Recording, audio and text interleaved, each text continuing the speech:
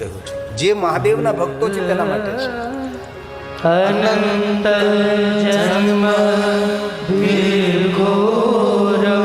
અનંત જન્મો તો ઘોર તપસ્યા જેમને કરી છે.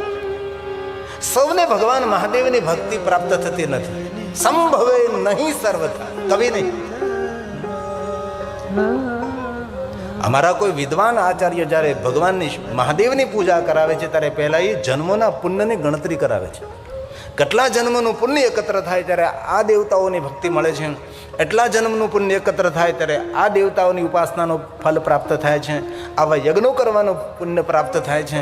પણ અંતે એમ કહે કે આસમાનમાં જેટલા તારાઓ છે, આકાશની અંદર એટલા તારાઓ છે, એટલા જન્મોનું જ્યારે પુણ્ય એકત્ર થાય છે ત્યારે ભગવાન મહાદેવની પૂજા કરવાનો, ભગવાન શિવની ભક્તિ કરવાનો અવસર પ્રાપ્ત થાય છે. તેથી મહાદેવના ભક્તોને સામાન્ય ન સમજાય. મહાદેવના ભક્તો દર્શનીય છે, એ પ્રણમ્ય છે. જો એક વાત યાદ રાખવી, શિવજીના દરબારમાં કોઈ ભેદ નથી ભાઈ. શિવજી દરેકનો સ્વીકાર કર્યો છે.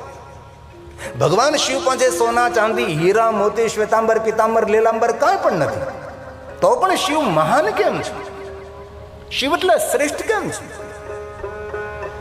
ભગવાન મહાદેવજીએ સૌનો સ્વીકાર કર્યો છે, સૌને સન્માનિત કર્યા છે. જેના પરિવારની અંદર જન્મજાત વેરવૃત્તિ વાળા સાથે રહે છે, જેના દરબારની અંદર, જેના પરિવારની અંદર દેવતાઓ છે, દેવદૂતો છે, દેવગણો છે, ભૂત પ્રેતો છે. આપણું એક જ્યોતિર્લિંગ છે ભીમાશંકર, તેની ઉપાસના કોણ કરે? ભૂતોની દેવી ડાકીની. આજે પણ એ વિસ્તારને એવી માન્યતા છે કે ભીમાશંકરની ઉપાસના કરનારી ભૂતોની દેવી ડાકીની છે. તેથી આપણે બોલીએ ડાકીના ભીમાશંકર. જે સહ્યાદ્રી પર્વતમાલા છે એ ડાકીની વન છે. એ વનની રક્ષક પણ ડાકીની છે. તેથી વન સુરક્ષિત વન છે. તેથી ભગવાન મહાદેવ એમ કહે છે કે શ્રેષ્ઠ બનવું હોય તો દરેકનો સ્વીકાર કરો, દરેકને સન્માનિત કરો. અને સ્વીકાર કેવી રીતે કરવો? જેવો છે તેવા રૂપમાં સ્વીકાર કરો. ભગવાન શંકરે કોઈ ભૂતડાઓને એમ ન કહ્યું તમે આમ કરો, તમે આમ કરો. ભૂતના જે છે તે એ રીતે ભગવાન શંકરજી ભૂતોનો સ્વીકાર કર્યો છે અને સૌને સન્માનિત કર્યા છે. જન્મજાત વેરવૃત્તિ લેનારા બધા શિવજીએ સાથે રાખ્યા છે. ને એ વાતથી આપણે સૌ પરિચિત છે. ભગવાન શિવની સાથે નંદી મહારાજ છે, સાંબા, અંબાની સાથે સિંહ છે, શિવજી ગળામાં સર્પને ધારણ કરે છે, ગણેશજી મૂષક રાખે છે, ભગવાન કાર્તિકેય મયુર રાખે છે. આ બધાની જીવન શૈલીનું દર્શન કરીએ તો બધા જન્મજાત વેરવૃત્તિ વાળા છે. ભગવાન શિવજીની શ્રેષ્ઠતા, ભગવાન શિવજીમાં શ્રેષ્ઠ કોઈ હોય તો ઉદારતા છે. એક પણ કથા આવી આપ શોધી ન શકો કે ભગવાન શંકરજી કોઈને આગળ માગવા ગયા. વિશ્વના દરેક દેવતાઓ ભગવાન મહાદેવની પાસે વરદાન માગવા ગયા છે. તેથી મહાદેવનું નામ વરદ છે. વરદ શા માટે ભાઈ? દરેક વરદાનો આપવામાં જે સામર્થ્ય ધરાવે છે એ શિવ છે. એક પણ કથાની શોધ કરો તમે કે મહાદેવ કોઈની પાસે વરદાન માગવા માટે ગયા, નહીં, કભી નહીં. જેનું જીવન ચરિત્ર દરેકને આપવાનું છે, હંમેશા આપતો જ રહ્યો. પછી યોગ્ય હોય, અયોગ્ય હોય. ભગવાન શંકરજી કોઈ દી વિચાર નથી કર્યો. બસ મારા દવારે આવ્યો છે, મારી પાસે માગી રહ્યો છે, જે માગી રહ્યો છે મારે તેને આપવું જોઈએ. એ શિવ છે, એ મહાદેવ છે. જેમની સરળતા છે, જેમની શ્રેષ્ઠતા છે. એ તો લોકોએ મહાદેવ માટે પ્રવચનો કર્યા. ભગવાન શિવજી ક્રોધ કરે, ભગવાન શિવજી ગાંજા ધતુરા પીવે. એ તો સાધુ સંતો માટે, સંન્યાસીઓ માટે, વૈરાગીઓ માટે, ત્યાગીઓ માટે ઠીક છે. બાકી સ્વયં ભગવાન શંકરજી કહ્યું છે કે મારા ભક્તોએ માદક દ્રવ્યોનું સેવન ન કરવું. એ શિવની શ્રેષ્ઠતા છે. શિવજી ક્રોધાવતાર નથી, શંકરજી કરુણા અવતાર છે. આ કારણ કરુણા કરનારો ભગવાન મહાદેવ છે. અને બહુ હૃદયથી, બહુ આદર સાથે તમને કહું છું, કોઈ પણ શાસ્ત્રનું તમે અધ્યયન કરો, કોઈ પણ શાસ્ત્રનું તમે વાંચન કરો, એક પણ પુરાણ, એક પણ ધર્મશાસ્ત્ર એવું નથી કે જેની અંદર ભગવાન શંકરજીની મહાનતા નથી.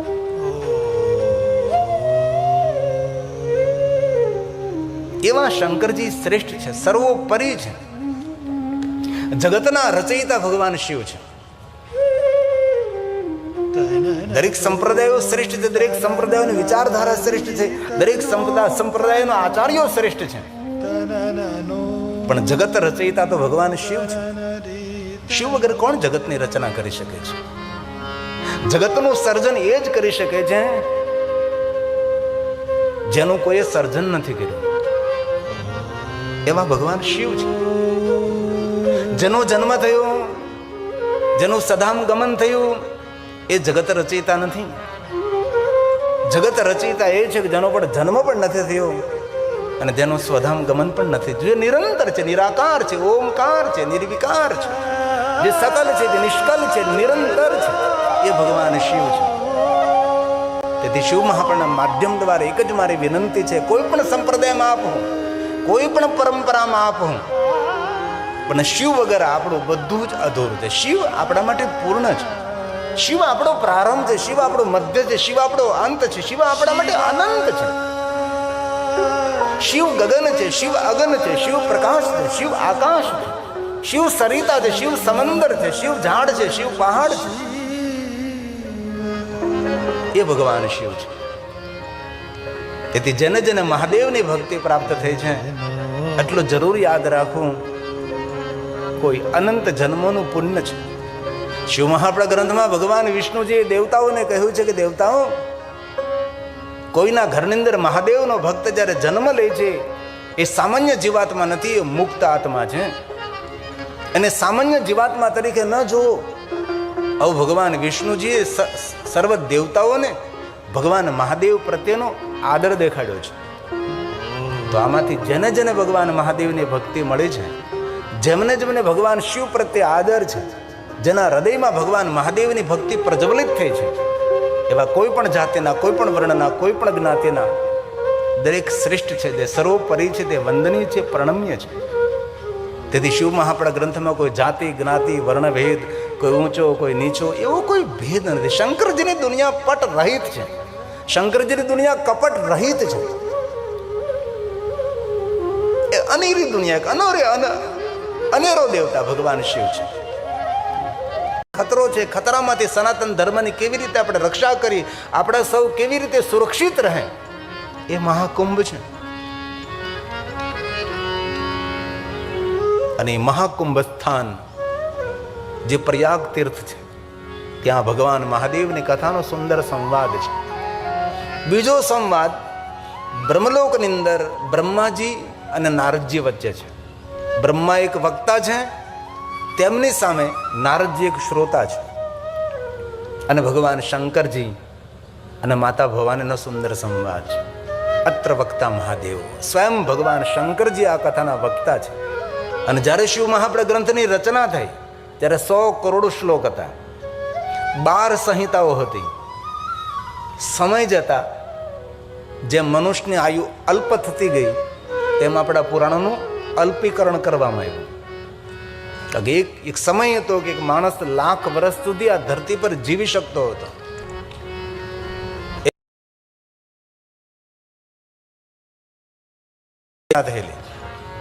એમ કરતા કરતા આયુ ઓછી થઈ.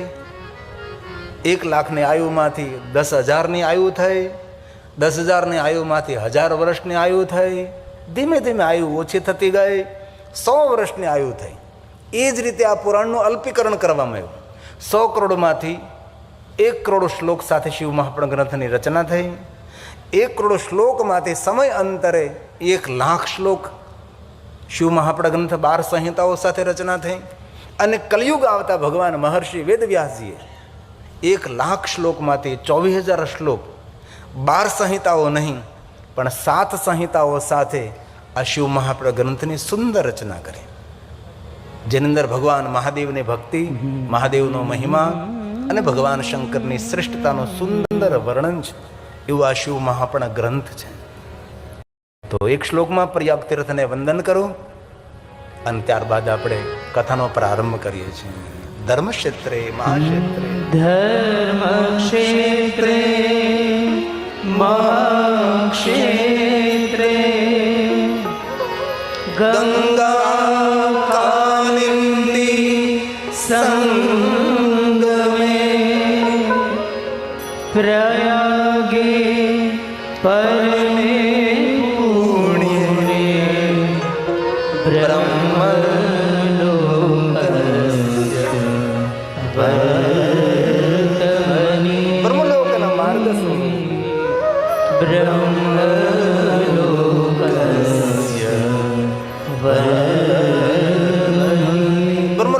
માર્ગ સ્વરૂપ પ્રયાગ તીર્થમાં સૂત પુરાણજી ભગવાન મહાદેવની કથાનો પ્રારંભ કરે છે. અને શિવ મહાપણ ગ્રંથના પ્રારંભમાં આ ગ્રંથની વંદના છે. ખાસ કરી પણ એક શ્લોક જે શિવ મહાપણ ગ્રંથની વંદના છે. વંદે શિવ પુરાણમ. ભગવાન વ્યાસે કહ્યું હું એકલો પ્રણામ નથી કરતો. આપણે સૌ શિવ મહાપણ ગ્રંથની વંદના કરીએ. ધન્ય શિવ મહાપણ સે કથા પરમ પાવની યસ્ય શ્રવણ માત્ર ન પાપયા ન પઈ. એવું નથી કહ્યું કે પાપી માણસોએ જ કથા સાંભળે. પાપી હોય કે ના પણ પાપી, સૌનું મંગલ અને સૌનું કલ્યાણ કરનારો ગ્રંથ છે. મુક્તિ આપનારો ગ્રંથ છે. મુક્તિ એટલે મુક્તિ શબ્દનો બહુ આપણે એવો અર્થ કરી નાખ્યો કે મૃત્યુ પછી કોઈ ગતિ થાય એ મુક્તિ. પણ શિવ મહાપણ ગ્રંથમાં ભગવાન વિષ્ણુજીએ મુક્તિનું વિસ્તૃત વર્ણન કર્યું. મુક્તિ એટલે સ્વતંત્ર આત્મા, પરાધીનતા નહીં, પરતંત્રતા નહીં. એ જન્મ પણ લઈ શકે છે અને અજન્મ પણ રહી શકે છે. દેવલોકમાં, દેવી લોકમાં, સુરલોકમાં, વૈકુંઠ લોકમાં, ઇન્દ્રલોકમાં, શિવલોકમાં, દરેક લોકમાં વિચરણ કરનારો આત્મા તેને મુક્ત આત્મા કહ્યો છે. ભગવાન વિષ્ણુએ એ પણ કહ્યું છે કે એ મુક્ત આત્મા જો ધારે તો જન્મ પણ લઈ શકે છે, અજન્મ પણ રહી શકે છે અને મુક્તિ ભગવાન મહાદેવ આપી શકે છે. વિશ્વના કોઈ પણ દેવી દેવતાઓની ઉપાસના કરો પણ મુક્તિનો કોઈ દેવ હોય તો ભગવાન મહાદેવ છે. તેથી શંકર ભગવાનનું નામ પણ છે મુક્તેશ્વર મહાદેવ. તેથી કહ્યું પાપી અનપી. કોઈ પણ મનુષ્ય કથાનું શ્રવણ કરે છે એ મુક્તિનો અધિકારી છે. અને જ્યાં ભગવાનની કથા થતી હોય સદાશિવ મહાસ્થાનમ પરમ ધામ પરમ પદમ. આ પરમ ધામ છે. અમરધામમાં તો કથા કહેવાય રહી છે પણ પરમ ધામ છે જ્યાં ભગવાન મહાદેવની કથાનું ગાયન થાય છે. પરમ ધામ પરમ પદમ, પરમ પદને આપનારું છે. આ શિવ મહાપણ કથા કોઈ સામાન્ય કથા નથી. ધન્ય ધન્ય કથા શંભો, ધન્ય સ્તવન ધન્ય. કથા ધન્ય છે. કથા કહેનારો, સાંભળનારો, જે કોઈ કથાનું શ્રવણ કરે છે યદા કર્ણેન માત્ર શિવલોકમ વ્રજેન્નર. જે મનુષ્ય ભગવાન મહાદેવની કથાનું શ્રવણ કરે છે મનુષ્ય ભગવાન મહાદેવના લોકનો અધિકારી છે. એ ભગવાન મહાદેવની કથા છે. તો આજે વધારે નહીં પણ શિવ મહાપણ ગ્રંથને આપણે પ્રણામ કરીએ છીએ. વંદે શિવ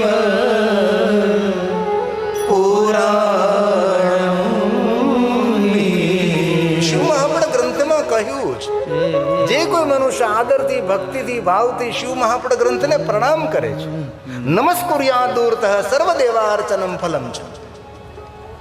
જ્યાં બેઠા, જ્યાં ઊભા, જ્યાં આપણું અસ્તિત્વ છે ત્યાંથી શિવ મહાપણ ગ્રંથને પ્રણામ કરે છે મનુષ્યને વિશ્વના દરેક દેવી દેવતાઓની પૂજા અર્ચન કરવાનું ફલ પ્રાપ્ત થાય છે. તેથી આ ગ્રંથની વંદનાનો મહિમા છે. નમસ્કુર્યા દૂરતઃ, નજદીક આવવાની જરૂર નથી, સ્પર્શ કરવાની કોઈ જરૂર નથી. એક વાત વચ્ચે કહી દઉં કે કોઈ પણ દેવી દેવતાઓના સ્થાને જાઓ મૂર્તિના સ્પર્શ કરીને પ્રણામ ન કરો. આપણી પરંપરા છે નમસ્કુર્યા દૂરતઃ. કોઈ પણ સાધુ, સંત, મહાપુરુષ, કોઈ તપસ્વી પુરુષ હોય, કોઈ વિદ્વાન પુરુષ હોય, કોઈ બહુ દાનવીર મહાપુરુષ હોય તેને સ્પર્શ ન કરો. આપણા પુરાણની અંદર સ્પર્શની ના કહી છે. આપણી પરંપરા જરૂર આપણે શરૂ કર્યું ખબર નથી, હાથ મિલાવવાની પરંપરા નથી. ભારત દેશની અંદર હાથ મિલાવવાની પરંપરા નથી. આપણા ભારત દેશની પરંપરા છે હાથ જોડવાની પરંપરા છે. તમને તમારે મળવાનું છે. ભલે હાથ મિલાવવાની પરંપરા એવું ના નથી કહેતો પણ તમને ખાલી સ્પષ્ટતા કરું છું કે શિવ મહાપણ ગ્રંથમાં કહ્યું છે કોઈ પણ દેવી દેવતાઓની પ્રતિમા હોય એને દૂરથી પ્રણામ કરવા. સ્પર્શ કરવાનો કોને અધિકાર છે? જેને પવિત્રતા કરી હોય છે. તેથી આપણા આચાર્યો જ્યારે આપણે પૂજા કરાવે ત્યારે પહેલા પવિત્રાકરણ કરાવે, અપવિત્ર પવિત્ર, અને પવિત્રાકરણ કરાવ્યા બાદ આપણને ભગવાનની મૂર્તિને સ્પર્શ કરવાનો અધિકાર આપે છે. તેથી ભગવાને એમ ન કહ્યું કે ભાઈ સ્પર્શ કરીને શિવ મહાપણ ગ્રંથને પ્રણામ કરો. નમસ્કુર્યા દૂરતઃ, દૂરથી આ ગ્રંથને પ્રણામ કરો, આવો મહિમા છે. તેથી જે કોઈ મનુષ્ય આદરથી, ભક્તિથી શિવ મહાપણ ગ્રંથને પ્રણામ કરે છે સર્વદેવા અર્ચનમ ફલમ છે. વિશ્વના દરેક દેવી દેવતાઓની પૂજા અર્ચન કરવાનું ફલ પ્રાપ્ત થશે. આવો મહિમા શિવ મહાપણ ગ્રંથનો છે. તો આવો શિવ મહાપણ ગ્રંથને પ્રણામ કરી અને ત્યારબાદ કથાને વિરામ તરફ લઈ જઈએ આપણે. વંદે શિવ પુરાણમ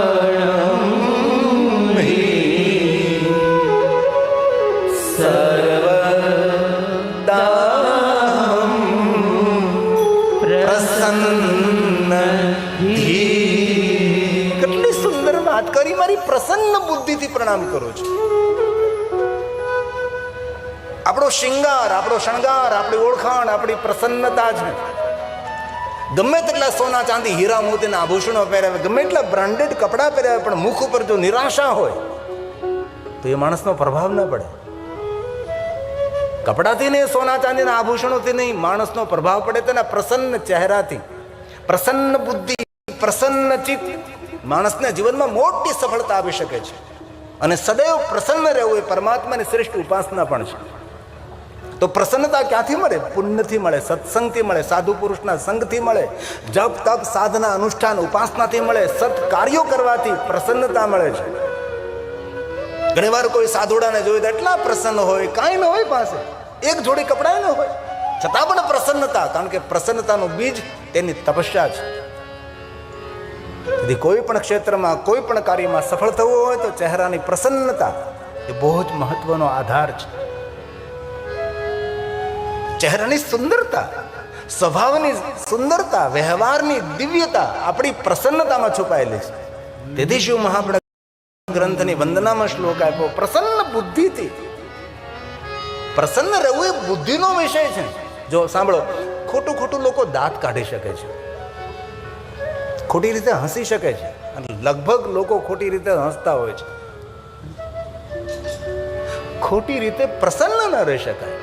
એની નારાજગી તેના ચહેરા ઉપર દેખાઈ જાવે. ગમે એટલા પ્રયાસ કરે પણ નારાજગી તેના ચહેરા ઉપર એ સમયે દેખાઈ આવે છે. ખોટું ખોટું તમે મુસ્કરાટ કરી શકો છો, પણ પ્રસન્નતા તો આવે જ નહીં. પ્રસન્નતા પરમાત્મા આપી શકે છે. એમની સાધનાથી પ્રસન્નતા પ્રાપ્ત થાય છે. પ્રસન્ન બુદ્ધિથી પ્રણામ કરું છું.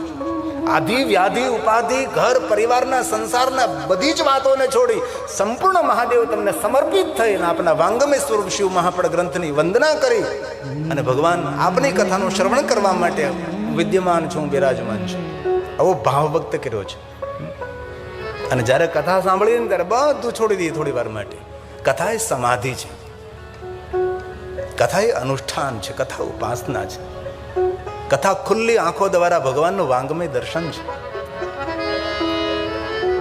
ઘણા લોકો એમ કહે કે કથા સાંભળવાથી ફળ મળે, કથા સાંભળવાથી ફળ મળે. અમને પૂછે લોકો, કથા સાંભળવાથી કયું ફળ મળે, કથા સાંભળવાથી કયું ફળ મળે? હું એમને કહું, કથા સાંભળવાથી કયું ફળ મળે એમને ખબર નથી, પણ કથા સાંભળનારનું જીવન નિષ્ફળ ન જાય એની મને ખાતરી છે. આપણે ફલશ્રુતિ જોતા હોય કે ફલ મળે, ફળ મળે, ફલ મળે કે ન મળે, પણ જે માણસ હૃદયથી ને ભાવથી ને ભક્તિથી કથાનું શ્રવણ કરે છે એનું જીવન કોઈ દી નિષ્ફળ ન જાય. અને બહુ ખાતરીથી ને ભરોસા સાથે કહું છું, આજ કથાનો પહેલો દિવસ છે. હરિસંગ બાપુનો અહીંયા તપ છે, એમની સાધના છે, અને અમારા જનકસિંહ સાહેબની પવિત્રતા છે, એમની સરળતા છે, એમની નમ્રતા છે, એમની ઉદારતા છે. આજ પહેલે દિવસે તમે કથામાં બેઠા છો. પહેલાં તો ફોટો પડાવવા માટે આપણે સ્ટુડિયોમાં જવું પડતું, તો હવે તો આટલી ટેકનોલોજીની શોધ થઈ છે. તમે તમારો ફોટો પ્રેમપૂર્વક તમારા મોબાઈલમાં પાડી શકો છો, સેલ્ફી કરી શકો છો. આજે પહેલા દિવસે એક ફોટો પાડી લ્યો અને દિલથી હૃદયથી 9 દિવસ ભગવાનની કથાનું શ્રવણ કરો, અને 9મા દિવસે ફોટો પાડજો. એ ફોટામાં દિવ્યતા હશે, એ ફોટામાં ભાવ હશે, એ ફોટામાં પ્રેમ હશે, એ ફોટામાં લાગણી છે, એ ફોટામાં ઉર્જા હશે, દિવ્યતા છે. તમારી છબી તમે જો તો તમને ખબર પડે. પહેલા દિવસે ફોટો પાડ્યો છો, આપણું મુખાકૃત તો આપણી કારેલા જેવી લંઘાયેલી હતી, અને આજે ગુલાબના ફૂલ જેવી ખીલેલો ચહેરો છે. એનું કારણ કયું? કારણ કે કથાનો પ્રભાવ છે. કથા હૃદયમાં ભાવને પ્રગટ કરે. અને મહાદેવની દુનિયા છે, ભાવ ભાવા કરમ શિવમ. શિવજીની દુનિયામાં ધન સંપત્તિ વૈભવનો મહિમા નથી.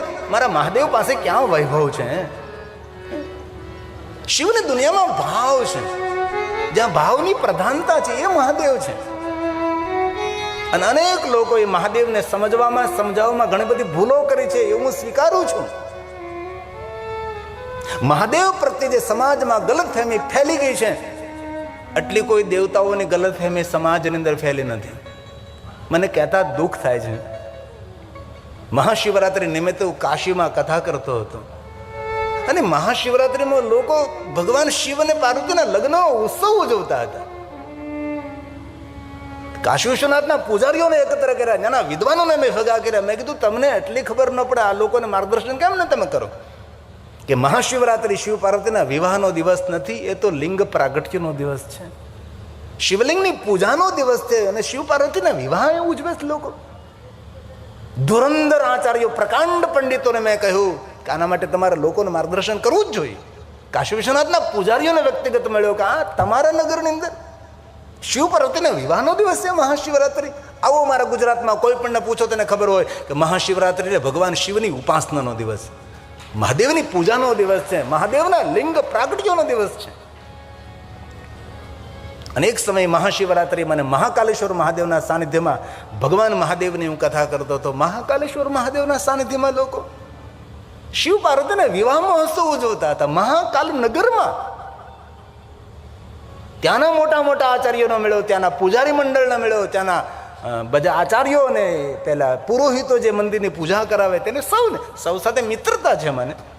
અને દરેક સંપ્રદાયના ધર્મગુરુઓ સાથે ખૂબ સ્નેહ રાખું છું, કારણ કે મારે કોઈનું ખંડન નથી કરવાનું અને મારો કોઈ નવો આશ્રમ નથી બનાવવાનો, મારે કોઈ નવી ગાદી સ્થાપિત નથી કરવી.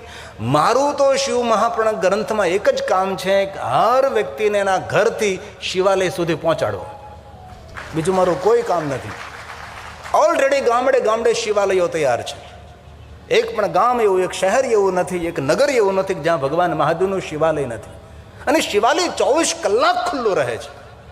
કોઈ પણ માણસ કોઈ પણ સમયે ભગવાન શિવની પાસે જઈ શકે છે. શિવના દરવાજા હંમેશા ખુલ્લા હોય છે. અને બહુ હૃદયથી દિલની વાત કરું છું, ક્યારેય પણ તમને કોઈ જગ્યાએ બેચેની કોઈ રસ્તા ન મળતા હોય, અંદરથી ઉદ્વેગ હોય, સંતાપ હોય, તણાવગ્રસ્ત હોય, ડિપ્રેશનગ્રસ્ત આપ હો, શિવાલય જઈને તમે કાંઈ ન કરો કરે, શિવાલય જઈને ખાલી મૌનથી બેસી જાઓ, મારો મહાદેવ તમને થનગનતા કરી દે.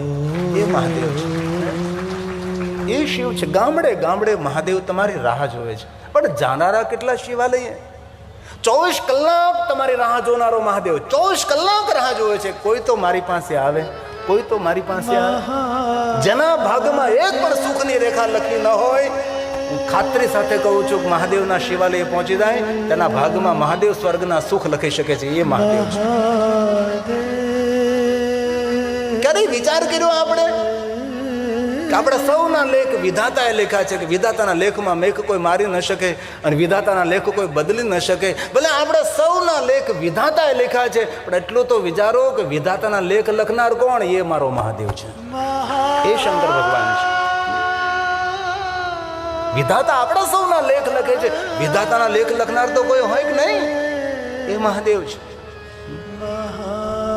આપણે ઘણીવાર બોલતા હોય કાર્યક્રમનો અંદર, સાંજે ભજનનો કાર્યક્રમ હોય ત્યારે મંચ સંચાલકો બોલતા હોય છે, કોઈ સુંદર ગાયક હોય તો બોલે કે એના કંઠમાં કોયલે માળો બાંધ્યો છે. આવું શા માટે બોલવું જોઈએ? તેના કંઠમાં માં સરસ્વતી બેઠા એમ બોલો ને ભાઈ. કોયલે માળા બાંધે એવું બોલવાની જરૂર છે? તો કોઈ સુંદર મજાનો ગાયક હોય તો તેના માટે બોલીએ કે માં સરસ્વતી તેના કંઠમાં છે. સુંદર કોઈ વક્તૃત્વ કરતો હોય, સુંદર કોઈ વક્તા હોય તો આપણે બોલીએ કે એને જીવા પર માં સરસ્વતી છે. કોઈ સુંદર પ્રવચન કરે તો આપણે બોલીએ કે તેને જીવા પર માં સરસ્વતી બેઠા છે. સુંદર કોઈ ગાયન કરે તો બોલીએ કે એના કંઠમાં માતા સરસ્વતી છે. તો કોઈના કોઈ સુંદર ગાય તો એના કંઠમાં સરસ્વતી, કોઈ સુંદર પ્રવચન કરે એને જીવા પર સરસ્વતી છે. તો સરસ્વતીના કંઠમાં કોણ? માતા સરસ્વતી જીવા પર કોણ? એ મારો મહાદેવ, એ ભગવાન શંકર છે, જે માતા સરસ્વતીના કંઠમાં નિવાસ કરે છે, જે માતા સરસ્વતીની જીવા પર નિવાસ કરે છે. અને મહર્ષિ ભગવાન વેદવ્યાસને પણ ભગવાન શંકરજીએ વચન આપ્યું હતું, હું તમારી જીવા પર, તમારા કંઠમાં નિરંતર નિવાસ કરીશ. તમે શિવ મહાપડ ગ્રંથનો વિસ્તાર કરો. અને એ શિવ મહાપડ ગ્રંથ છે. તેથી આપ સૌના ભાગ્યની, આપ સૌના પુણ્યની હું સરાહના કરું છું કે આપ આદરથી ભગવાન મહાદેવની કથાનું શ્રવણ કરી રહ્યા છો.